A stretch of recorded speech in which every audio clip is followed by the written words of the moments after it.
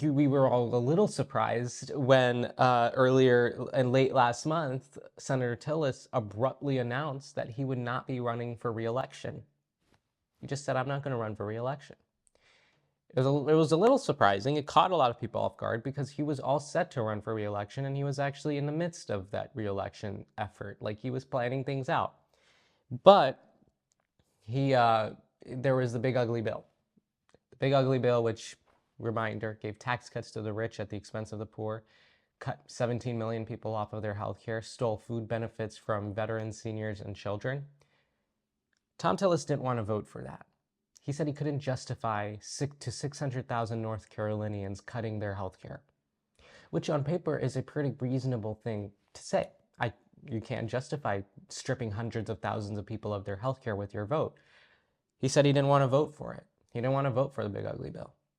So Donald Trump went after him. Once again, like we've seen with all the other cases that I mentioned, Tom Tillis then faced tons of backlash from the Republican Party. They went after him. They barraged him, and they were trying to kick him out.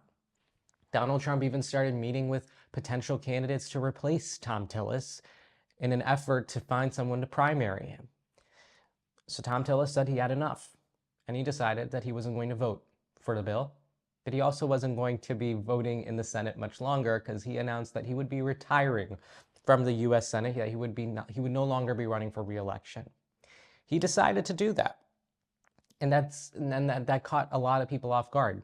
Not a lot of people saw that this was possible, like that somebody like Tom Tillis would actually not run for re-election. They were surprised. Everyone was. But that is the reality of the Republican Party. Just the most recent case where somebody got pushed out, bullied and pushed out